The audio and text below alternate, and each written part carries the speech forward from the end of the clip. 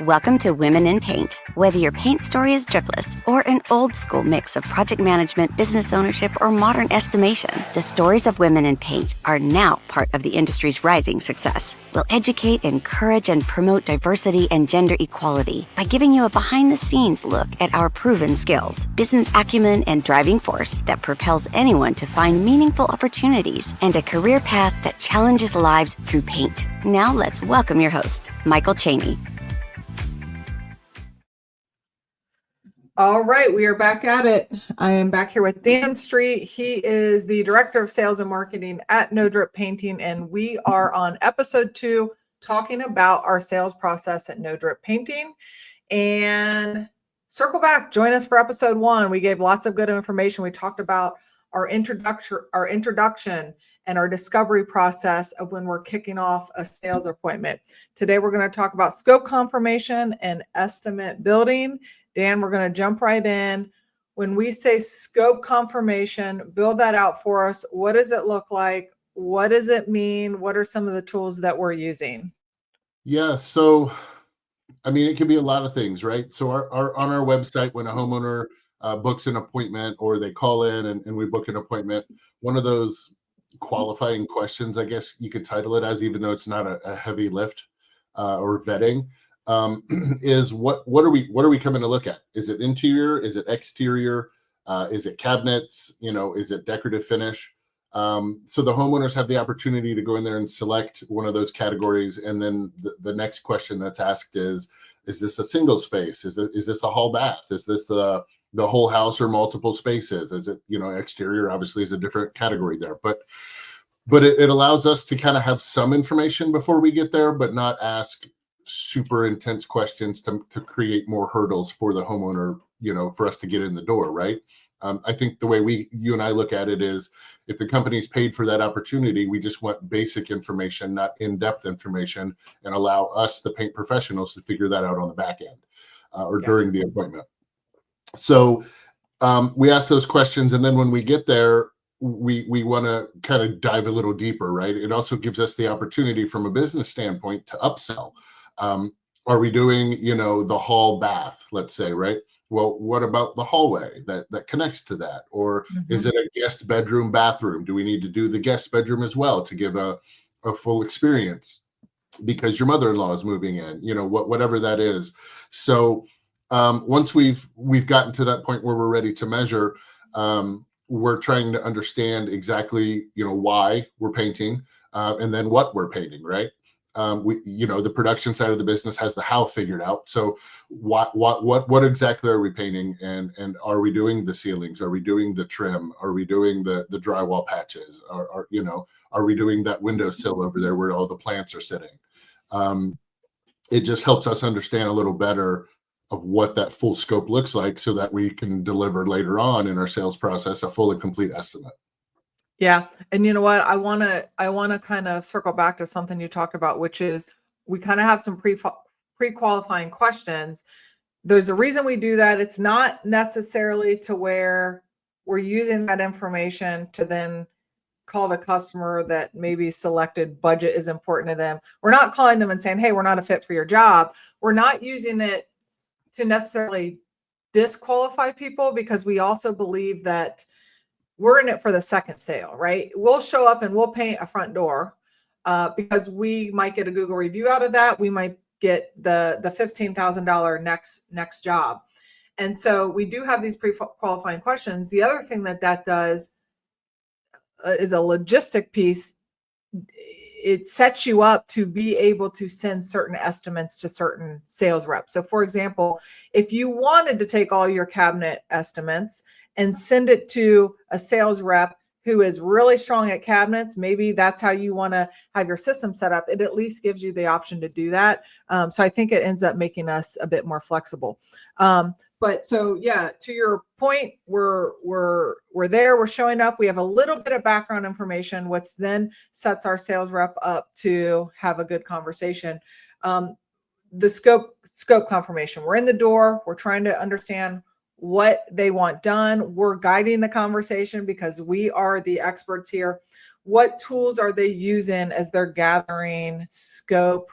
Are they using a piece of paper and a pencil, or what does it look like in our process?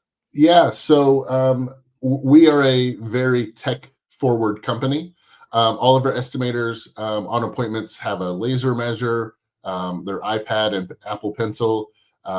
We provide them with a sales sheet, as we call it. So the sales sheet I want to park on for a minute. So it's a basic sheet that we've created, that you've created, that allows the estimators to make sure they don't miss anything, right? Because as we're estimating, as we're measuring, we're still talking with the homeowner. You know, most homeowners will stay with us throughout the entire estimate, which I'm sure most of the people watching have the same thing happen.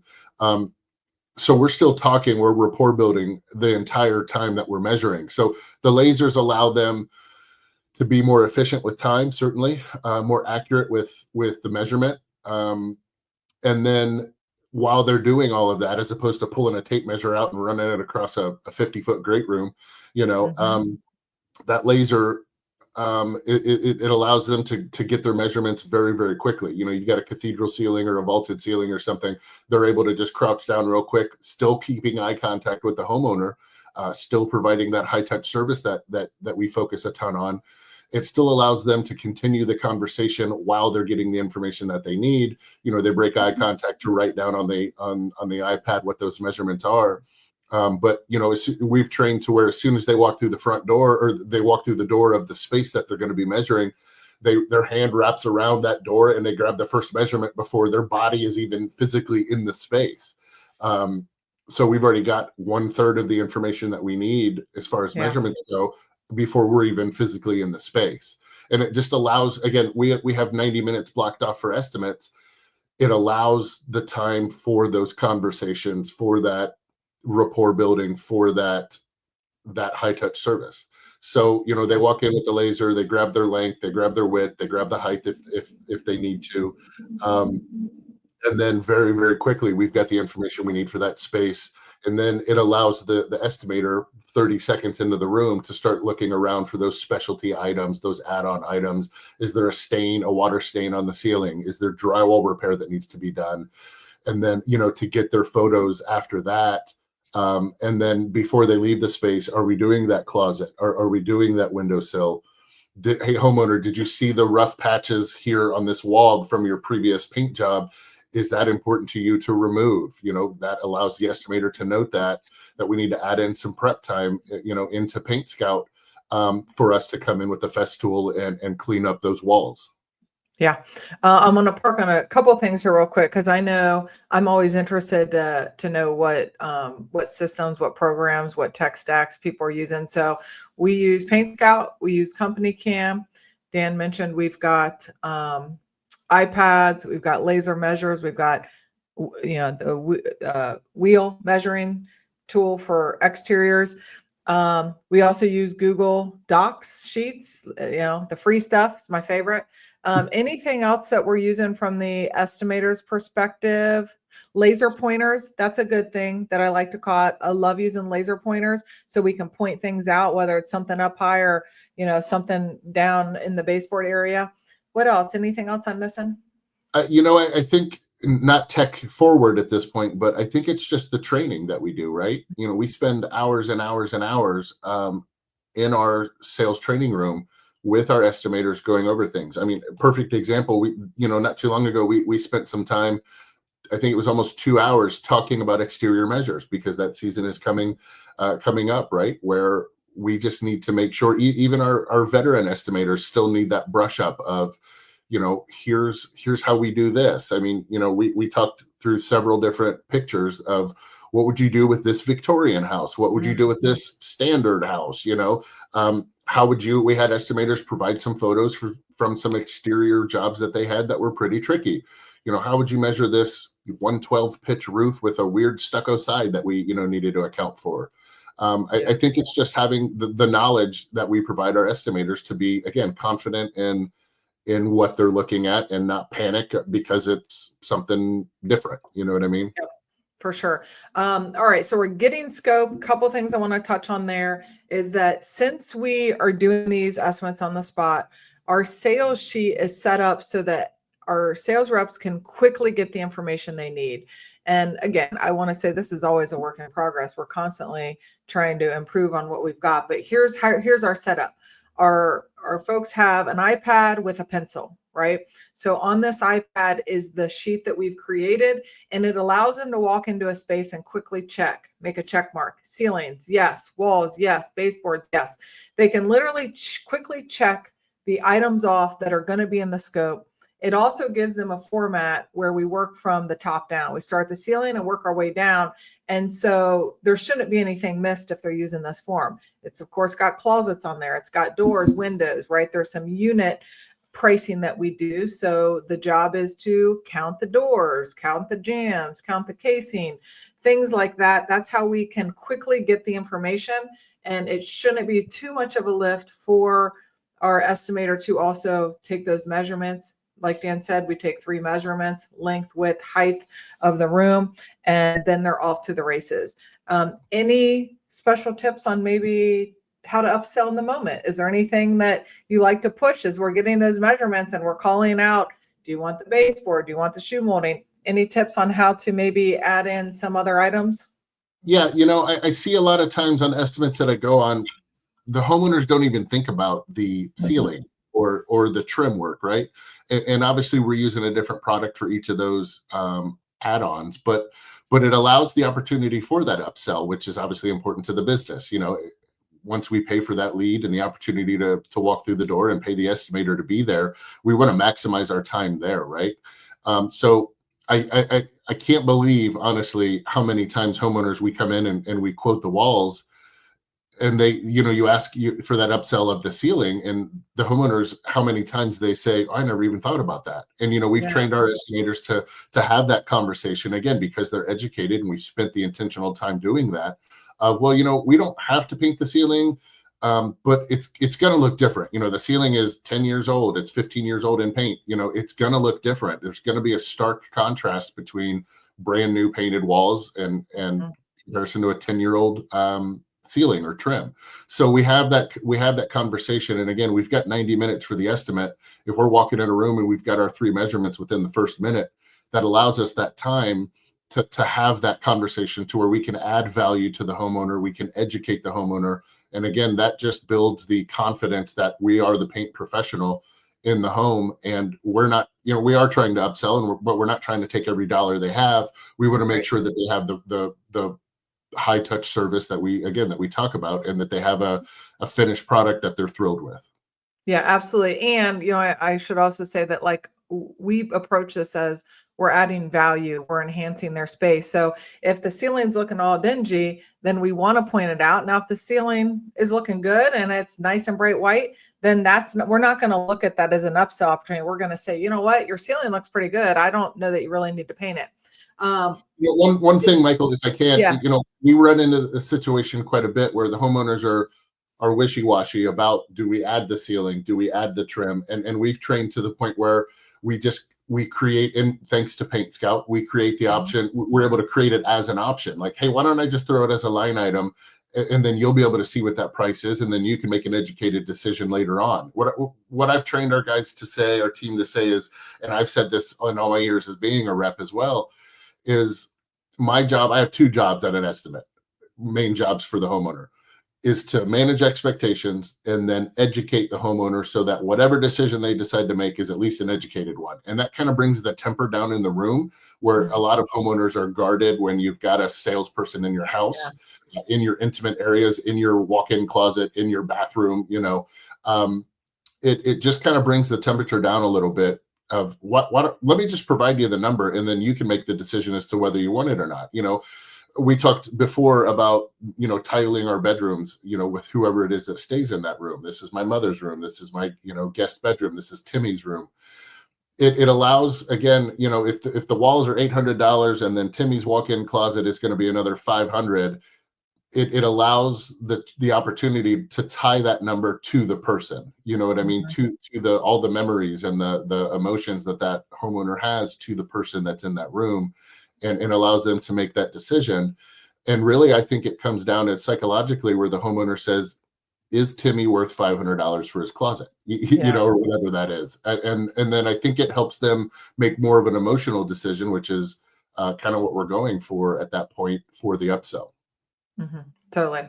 All right, let's talk about building the estimate and what this process looks like. So we've come in, again, we're the professionals, we're the expert. We've captured the scope. We've had, probably thorough conversations with about how we're going to tackle this job. We're pointing out flaws maybe on the walls, on the woodwork. You know what? Let me not forget one important thing that we've really spent a lot of time talking on recently is understanding the customer's expectation.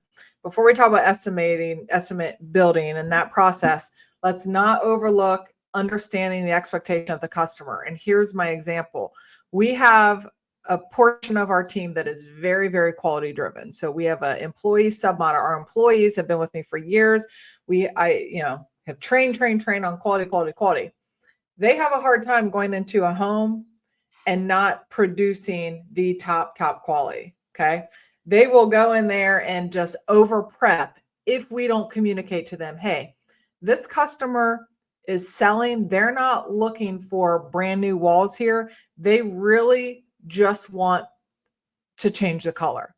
Now, don't overlook some caulking, things that we just know. We're going to do our minor prep work, but this is not the end all be all, in terms of prep work. And the only way that we can really capture that is by having the conversation with the customer. Hey, does this wall over here bother you? You see these nail pops, does this bother you? If the answer is yes, then we know we need to structure that estimate to account maybe for some more prep time.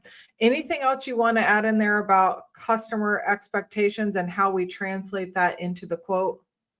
Yeah, I think we talked about this in some training the other day in our sales meeting about lots of furniture or a really messy house or things like that. There's the estimators have talked in the past that they've left the feedback of, or in the crew notes under the work order of, this homeowner has tons of cats and they kind of run the house and there's a mess everywhere, things like that, where we need to account for in homeowner expectations and or in prep work, right? We add extra prep work in if we need to, if there's a ton of historical artifacts that need to be addressed or moved or what have you. We have those conversations with the homeowner in the once we've presented the estimate and they've accepted it, which I know we'll get to in another episode. But we talk through those things to manage expectations with the homeowner. Again, back to my two main points of managing expectations and educating the homeowner. Is like, help me understand how this looks for you. Are these things you're going to move because they're family heirlooms? Or are we going to just move this refrigerator out of the way so that we can paint behind it? Or you don't care that we're not going to paint behind it. You don't want us, you know what I mean? Again, just understanding what the homeowner's expectations are. And with us having those 90 minutes in an appointment block, that really allows us to have those intentional conversations with the homeowner and for the estimator to not feel rushed to get out of the house, whether they sell it or not, to get to the next appointment. Yep. Right on. All right. Building the estimate. What does it look like? When do we do it? How does all that unfold? Yeah. So as we've learned, we believe that, and I think the data would show it, that presenting on the spot has a higher close rate. And I personally believe, and I think you agree, that doing that provides a better experience to the customer. It shows that we're a structured and professional company, which is something that we're both trying to push our industry towards being a more professional industry. I think it just allows for that concise delivery of the information, and then allows us to know which way we're going to take it in the customer journey process that I've built out for us. That, so we go to the vehicle, we go out to our vehicles, we're building out the estimate. Because we have our sales sheet and all the technology that we have, that information is already available to us. We go out to our vehicles, we fire up Paint Scout. We've gotten our photos in Company Cam. Those two systems connect to each other. So we upload our photos from Company Cam directly into Paint Scout by the space, as opposed to at the very end. I know there's some services out there that you just kind of throw all the photos in and it shows up at the end of the estimate. But Paint Scout is smart enough to where we can put these 6 photos of the great room under the great room line item. The 4 photos from the primary suite go in the line item for the primary suite, things like that. So it allows us to kind of compile everything by space, so that if we get to a situation later on where the estimate does not align with the homeowner's budget or expectations, we can very easily kind of move things around, make a space an option that, to do later on, or phase the project or what have you. So we're building out the estimate. We're plugging into Paint Scout all of our measurements that we've taken. We're adding any crew notes that need to go on the work order by space. And then that gives the opportunity too for the estimator, if they have questions about, hey, this drywall repair could happen 2 or 3 different ways, let me call my assigned PM, because I'm not in front of the homeowner anymore. Have them look at the photos, because I've already uploaded them to Paint Scout. The estimator can call the project manager and say, hey, can you pull up estimate 1, 2, 3, 4 and take a look at this? How would you price this? How would you suggest I repair this? Because again, there's multiple ways to do that, so that we don't quote it as a $100 fix and then they produce it as a $800 fix, and then we end up upside down on that line item. Yeah, that's, I'm glad you brought that up. So one other kind of logistics piece that we have going on is that we assign an estimator and a PM together. So they work together. So they're tied together on this project. So our estimator is going to call the PM that they work for. And I think from a management perspective, it creates a level of collaboration there. They have an aligned goal. And it also creates, I think, an open conversation for feedback. So if something is maybe off on pricing, once it gets to production, because they've got this good working relationship with that estimator, it's easy to go there and say, hey, next time we do something like this, we need to add, a few more hours for this type of repair. And it's creates, I think, just a nice team working atmosphere. So they're both tied into the outcome. So that's what we do there. Yeah. The other thing too, Michael, is when they have that conversation, again, in the car away from the homeowner, it allows for that free flow of conversation of, well, I think we can just, do a small patch here versus, retaping the whole stretch of the wall. And then the estimator is able to leave those crew notes in that line item, so that when the PM gets the project, to start it, they're able to easily reference that. And whether the PM has forgotten the information because it's 2 weeks later and they've had 50 projects between then, it still is able, the information is there to jog the PM's memory of, oh, that's right, we're going to do the $100 fix versus the $500 or $800 fix here, right? And it's like, per the conversation I had with so-and-so PM, we're going to do this, you know what I mean? We're going to sand these walls to level 5 or whatever, you know what I mean? Whatever that conversation is, they can leave those crew notes in there, which are behind the scenes that the homeowner doesn't need to see or care to see. And it allows that camaraderie, that culture that we have. And it just, everybody helping everybody is the main goal there. Right. Yeah. Now let me ask you this. When I was doing estimates back in the day and I was not doing them on the spot, one reason I felt uncomfortable doing them on the spot, well, there were a handful of reasons, but one I want to talk about right now is that there was some apprehension on my part of telling the customer, I'm going to go out to my vehicle, put this together and come back in. How do you coach someone through that? I would always be like, well, if I'm out there, the minutes are ticking and now I'm stressed because I've been out in the car maybe 15 or 20 minutes. How do you coach through that apprehension of I'm leaving them and now they're waiting on me? Yeah. So a process that we're in the process of working through right now, right, is that brag book, as we're calling it. That's going to be something that we're going to finalize here in the next couple of weeks, where and then get it printed, where we're leaving that with the homeowner while we're out building the estimate. It's busy work per se, right, for the homeowner to kind of flip through, but it's pertinent information.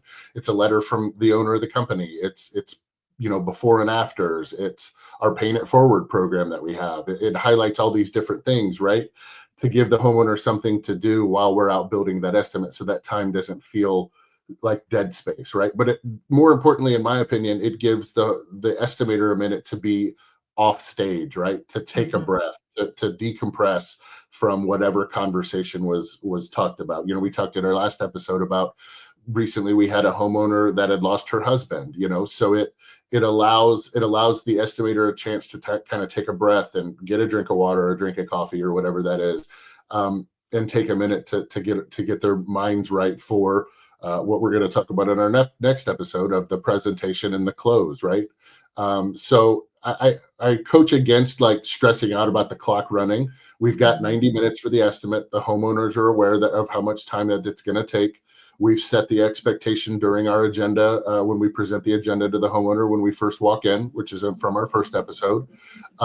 So it allows, the expectation is already there that we're going to go and build this now. I think 15 or 20 minutes is far, far better than 8-10 hours 2 days later, whatever it is.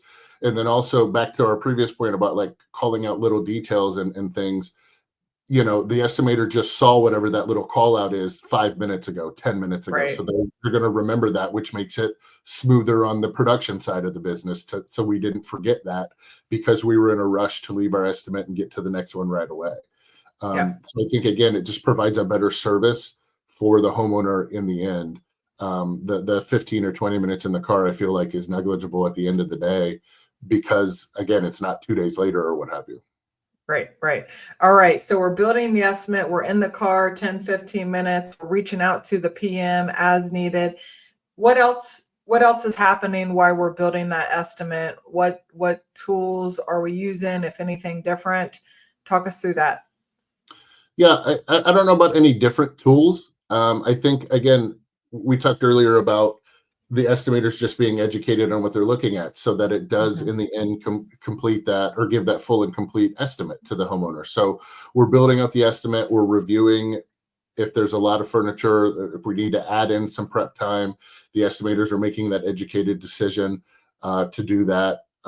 Again, if they're on the fence about it, you know, we've trained to the point where they put in an extra 2 hours of prep work because there's this board and batten wall going up the staircase or what have you. And then if they're still unsure that 2 hours is the right number, they're able to call their PM and verify that, right? After they've got all the information in there. So we train to getting the estimate to where they're comfortable with it. Again, whether that's additional prep or painting hours for whatever is on site that requires that.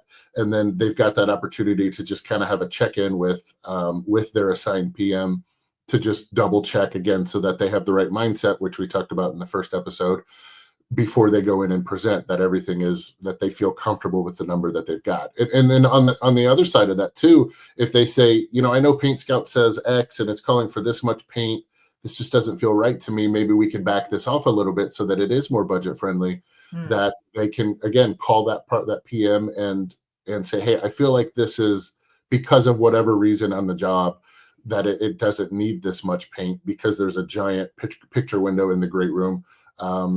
They can back off some of those numbers as well to make it, again, more budget friendly for the homeowner. Yeah. And I'll say that there are a couple things that you have to have in place to do on the spot estimates. One is your system. The reason we like Paint Scout is because you're literally just entering numbers.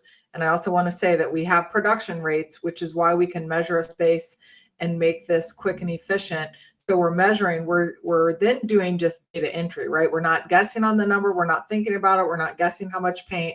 It's all numbers driven. And then from there, the system allows us to do it quickly. Okay.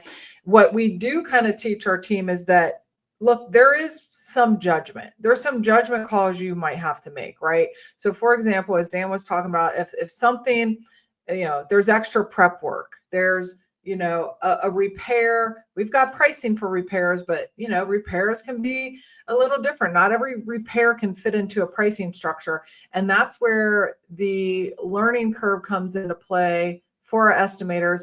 They might have to make some judgment calls. They might have to say, you know what, I think we're going to need an extra 2 hours for this repair. That's where they have a partnership with the PM. They can also obviously partner with Dan as they report directly to him. But they're, you know, we just let them know, look, you're going to learn here, but there is a piece of judgment you have to use, but you don't have to be guessing on the price of an entire house. So before we wrap up, Dan, anything else that you want to just kind of tighten up about the scope confirmation and estimate building before we end? Yeah, I think the biggest thing, you know, for scope confirmation is that we're still rapport building while we're doing that, right? Yeah. You're rapport building and that you're looking for those upsell opportunities. if for no other reason than to provide the expected finish that the homeowner's looking for. As far as estimate building goes, the final thing that we do before they go back in is any general crew notes, maybe not something space specific.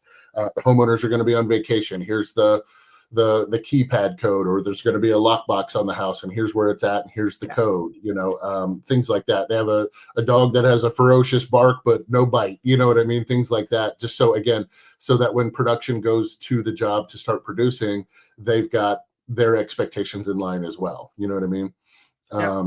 So those are and that just comes down to the open communication that we have and how important all of that is. All right. Well, that's a wrap. We have now covered our introduction, our discovery, our scope confirmation, and estimate building.